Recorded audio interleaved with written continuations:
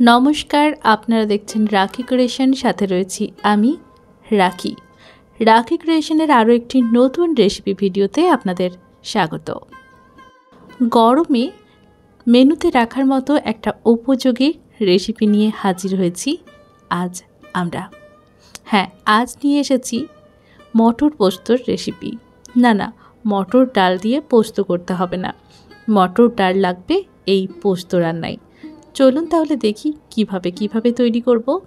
পোস্ত বানানোর জন্য মটর ডালটাকে আগের থেকে ভিজিয়ে বেটে নিয়েছিলাম। একটু পাতলা করেই বেটে নেওয়া হয়েছে।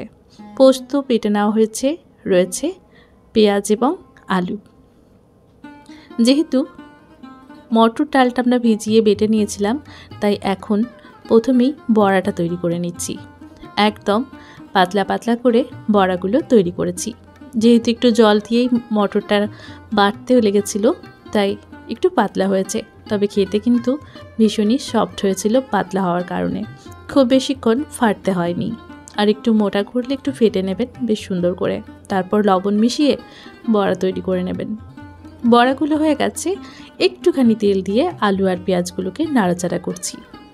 সুন্দর করে আলু আর পেঁয়াজ এই তেলের মধ্যে কিন্তু ধৈর্য ধরে রান্না করলে ভাজা হয়ে যাবে। সুন্দর করে নাড়াচাড়া করতে করতে পেঁয়াজগুলো কিন্তু বেশ নরম হয়ে এসেছে। এই পর্যায়ে ভালোভাবে যখন দেখবেন পেঁয়াজগুলো ভাজা হয়ে এসেছে, তখন আমরা দেব লবণ। কারণ লবণ দেওয়ার সাথে সাথেই আলু পেঁয়াজ থেকে জল ছাড়তে শুরু করবে, আর সবজিগুলো খুব সহজেই সেদ্ধও হয়ে যাবে। এই পর্যায়ে লবণ দেওয়ার পর ভালোভাবে নাড়াচাড়া করে নিচ্ছি। একটুখানি নাড়াচাড়া করে নেওয়ার পর যেই মিক্সিং বোলটাতে পোস্ত বাটা হয়েছিল, সেই মিক্সিং বোলটা ধুয়েই বেশ অনেকটা পরিমাণেই জল দিয়ে দেওয়া হলো, যাতে আলুগুলো সেদ্ধ হয়ে যায় ভালোভাবে। আরও একটু জল লাগবে মনে হয়েছিল, তাই আরও একটু জল দেওয়া হলো। কারণ এরপর মটর ডালের বড়াগুলো বেশ অনেকটা পরিমাণে ঝোল শুষে নেবে। তাই এখন সুন্দরভাবে ঝোলটা কিন্তু ফুটে উঠেছে। অপেক্ষা করব আলুগুলো পুরোপুরি সেদ্ধ হয়ে যাওয়ার জন্য। আলু সেদ্ধ হয়ে গেছে। এই মুহূর্তে ঝোলটা অনেকটাই কমে এসেছে। এই মুহূর্তে আমরা দিয়ে দিচ্ছি মুগ ডালের বড়াগুলো। খুব বেশি পরিমাণে ডালের বড়া এখানে ব্যবহার করা যাবে না, সামান্য পরিমাণেই ব্যবহার করতে হবে। আপনার প্রয়োজন অনুযায়ী এখানে বুঝে দিতে হবে। সকলের যেন 3-4টে করে হয়ে যায় এমন পরিমাণেই দিতে হবে। এরপর বড়াগুলো দিয়ে দেওয়ার সাথে সাথেই আমি দিয়ে দিলাম বেটে রাখা পোস্তটা।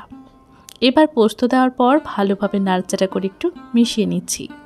অনেকেই পোস্ত দিয়ে ফুটিয়ে নিতে পছন্দ করেন না, তারা আরেকটু পরে পোস্তটা ব্যবহার করবেন।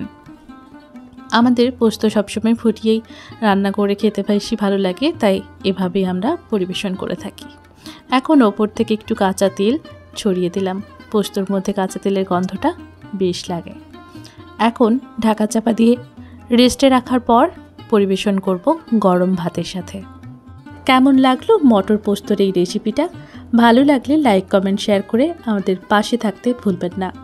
আবারও একই সময় দুপুর 3টেয় কাল নতুন রেসিপি ভিডিও নিয়ে হাজির হব আপনাদের দরবারে। Thanks for watching.